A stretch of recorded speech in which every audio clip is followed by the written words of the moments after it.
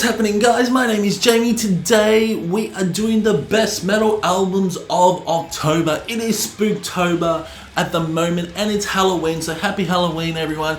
Hope you have enjoyed your Halloween. Halloween is past here and we didn't do much for Halloween, to be honest. No, not at all. We don't celebrate Halloween in Australia, not that I know of. And no little kitty knocked on my door, give him lollies. No way. Halloween's not so big here in Australia, but I made my own Halloween. We watched The Ring. That was a pretty fun movie. Love that movie. You know what? Little Oblong here watched it with me as well. Okay, first of all, this month has been one of the best months. There are so many albums that were released that I just couldn't fit on my list. But we got a few honorable mentions as well. First of all, it's Benediction Scriptures. Really love the riffs on this album and it's very catchy. This is their first album in 12 years.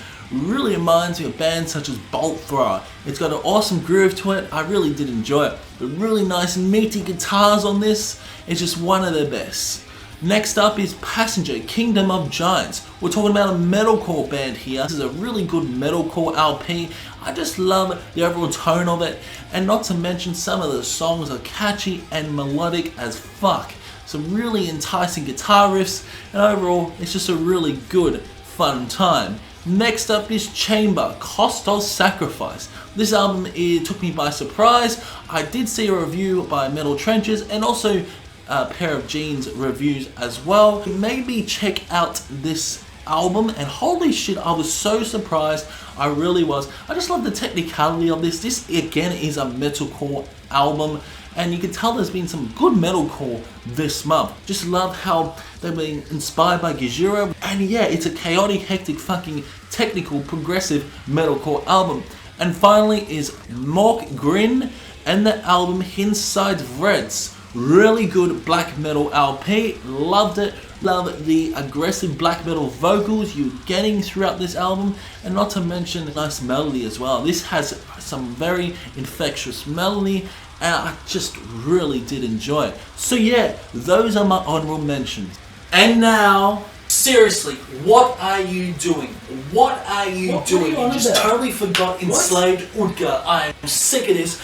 I am sick of this. You never pick my picks at all. Come on. I am done with this. I always listen to the music you want me to listen to, but you never pick my picks. You never pick my picks. Yeah, you can rant, you can run your little mouth, you fuck.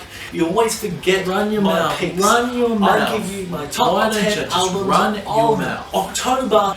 But you never choose any of them. I don't want to hear it. I don't want to hear Benediction Scriptures. I don't want to hear Teller. I love Teller. I really do love Teller. And you just totally forgot about him. You know what? I'm not listening to music anymore. Not listening to music with you at all anymore. I am done. Your twin brother is out. Later, fucker.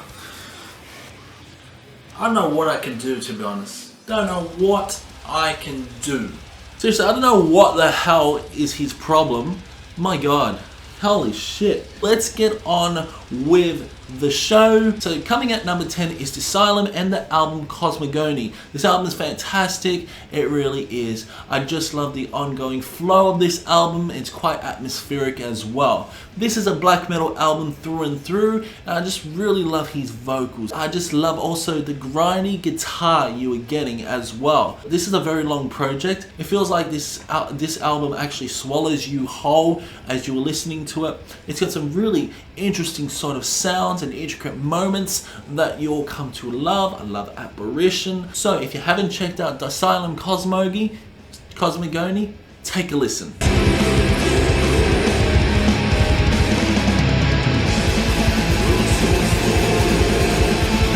Coming at number 9 is Undeath. Lesions of a Different Kind. A very awesome death metal album. Yeah, it's a very brutal album, sounding very similar to bands such as Cannibal Corpse and even Incantation. I just love the slowness of the instrumentals, sounding like Incantation, but the vocals sound like George Corpsegrinder. I just love the overall chainsaw guitars you're getting on this album, and not to mention the vocals are intense as well.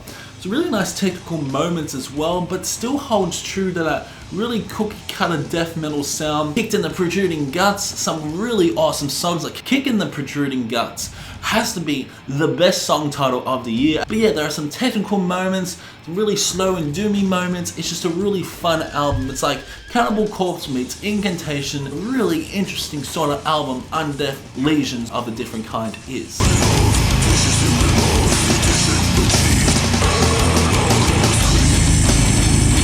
Next up is Bring Me to Horizon, a post-human survival horror. Now this is apparently an EP, but you know what, it's over 30 minutes and it's a fucking album. I don't care what anyone says. You know what, and now Nathrakh, a different kind of horror, is about the same length, and that's classified as an album. So I'm going to classify this as an album. You go fuck yourselves if you think this is not an album, because it is an album. So I'm going to put this as an album. I really do enjoy this. I just love how different this band sounds now. You can tell Bring Me to Horizon has experimented on this album. Bring Me to Horizon has been inspired by Linkin Park. I love how heavy some of these songs are, like Kingslayer featuring Baby Metal. Overall, all these vocals on this album are just absolutely fantastic. He really showcases his vocals with Amy Lee throughout One Day to Butterflies. That really long ass song title, I absolutely love it. Love how he does express so much emotion with Amy Lee on that song. But yeah, it's a fun fucking album.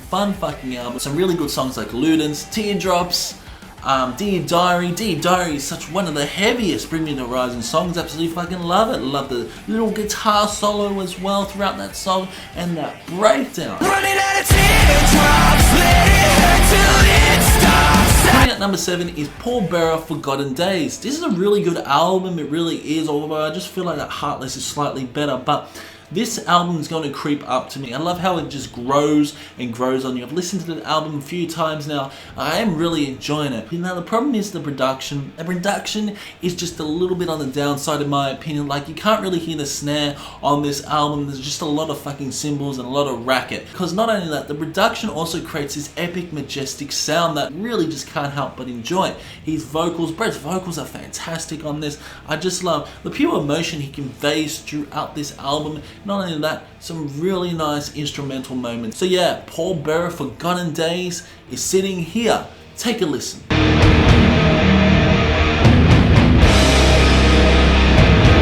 Next up is Black Fate, Ithaca.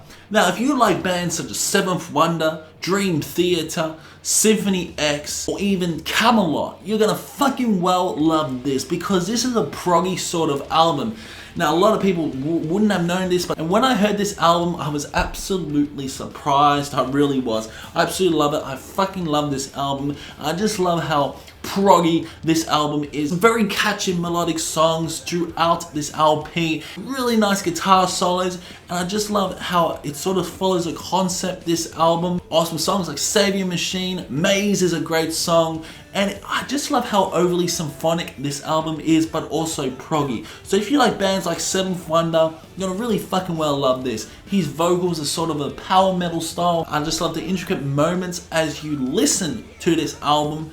But holy shit, the guitar solos are fucking fantastic. They really are. Stretching around 52 minutes, so it is a fairly lengthy album, but it just goes by so fast. You just feel like you're standing at the edge of the cliff holding that torch as you're victorious. Fantastic album, it really is. This is an album that has flown under a lot of people's radars in my opinion. No one has talked about it, so I'm going to talk about it. And I think this is one of the best albums of October 2020.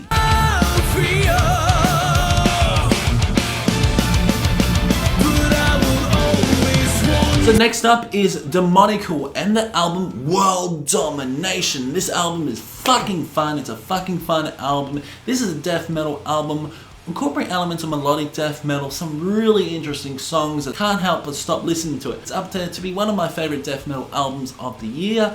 I fucking love it, I really do. My Kingdom Done, Hellfire, Aeons of Death, so damn good. Victorious, we are victorious. So many good uplifting, chanting song. Love his vocals. His vocal style sounds very similar to like Johan Hegg from Amon Amarth. I don't know if this is death metal, melodic death metal, but holy shit, this is a fun album. I just love the furious guitar, syncopated snare work as well. And not only that, the vocals are intense as anything. And if you like death metal like this, check out Demonical World Domination.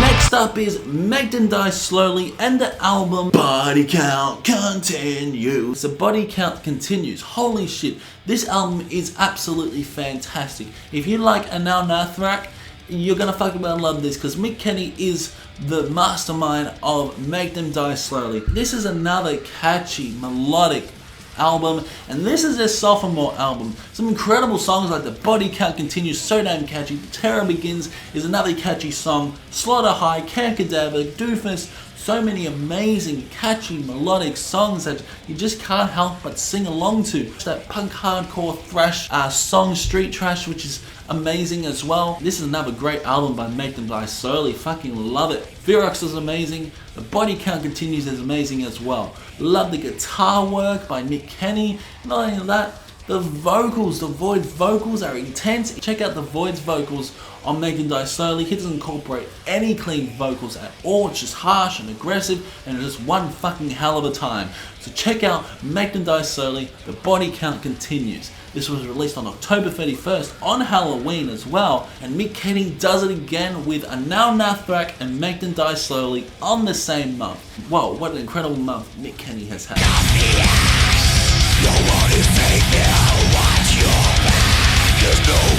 Next up is Aphonic, Threnody, and the album The Great Hatred. Yes, this is an awesome doom metal album. Incorporate death, doom on this album, some really nice, interesting, drawing guitar riffs, and I just love how slow and doomy this album gets. Stretching about 57 minutes, it's just an absolute adventure, because it just feels like you're lost in a cave trying to get out. The amount of emotion that is conveyed on this album as well. The Great Hatred, Lakura, fucking love Drowning, love how he utilizes his cleaner vocals, but yeah, his vocals are cavernous throughout this album, but holy shit, he's got some really great vocals as well, great clean vocals throughout Drowning. Just love how doomy and gloomy this LP is. This would be possibly one of my favorite doom metal albums of the year. This was after I did my best doom metal albums of the year so far, and I heard this and I said, oh god, I wish I heard this. This would have made it in my top 10. Loved it, and it's one of the best doom metal albums of the year. I just love the atmosphere, the gothic vibe, fun gloomy doom album, so much bleakness and dread.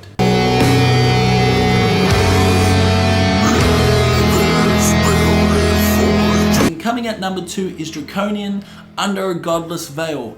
Wow, this album took me by surprise. This is my second favorite album of the month. Damn well going to be up there to be one of the best doom metal albums of the year. Yeah, you can tell there's a theme of doom just because there's just been so many good doom metal albums this year, and Draconian is no exception. Some really awesome moments. Love her vocals. Her vocals are absolutely fantastic. So angelic and so beautiful in tone. Contrast to the harsh vocals. These vocals are harsh and aggressive and quite cavernous, but holy shit, they harmonize so well on this album. Really awesome songs like Sora Sophia, The Sacrificial Flame, Sleepwalkers, Moon Over Sabbath, and not to mention to end off the album, which is Ascend into Darkness. Such an emotional tearjerker song it really is. I just love how this album closes.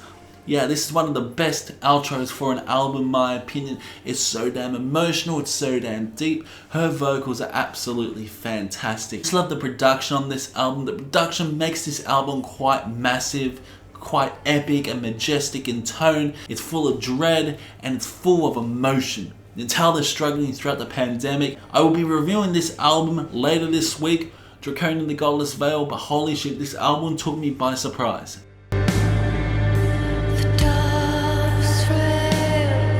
And finally, number one, my number one album of the month and my number one album of the year at the moment, it's Anaal Nathrakh Endarkenment. Holy shit, this is absolutely a fantastic album. I just love how crazy and frantic this album is, but it's so damn melodic and so damn catchy. This is the catchiest album of the year with so many different elements and surprises. Dave's vocals are absolutely fantastic. Love his cleans on this album. Got Libidious, and then you got 1,000 Cocks, Big Ender Crow, Age of the Starlight Ends, got Feeding the Death Machine. You got Create Art, Though the World May Perish, Iron Maiden Influence Chorus. Holy shit, yeah, this album's fantastic, it really is. Love Mick Kenny's guitar work on this album. Dave's vocals are frantic, schizophrenic with his crazy screams and then his crazy King Diamond falsetto and then his crazy fucking cleans. This is definitely a different album by Anaal Nathrakh. Fucking love this album. This is my album of October. This is my album of the year. Masturbating to the end of the world. Tell me on. The way he utilizes vocals on this album is just fantastic. It really is. And Requiem, one of the best outros by Anaal Nathrakh with incredible slow part and then the doomy outro. Holy shit. Anaal Nathrakh Endarkenment is at number one.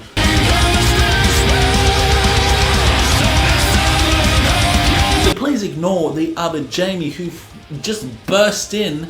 But yeah, I see you looking at me like that. You know what? You don't deserve to be in that video. Yeah, keep looking at me like that. Absolutely fantastic month it was. I really loved this month. There was so much good metal. It's gonna be so hard to pick the best metal albums of 2020 because if this year keeps going like it is, holy shit. So that's where I leave you for the best metal albums of October. So comment below your favorite albums of October. Do you agree or disagree with my opinion? Keep a discussion going in the comment section below and I will see you in the next one.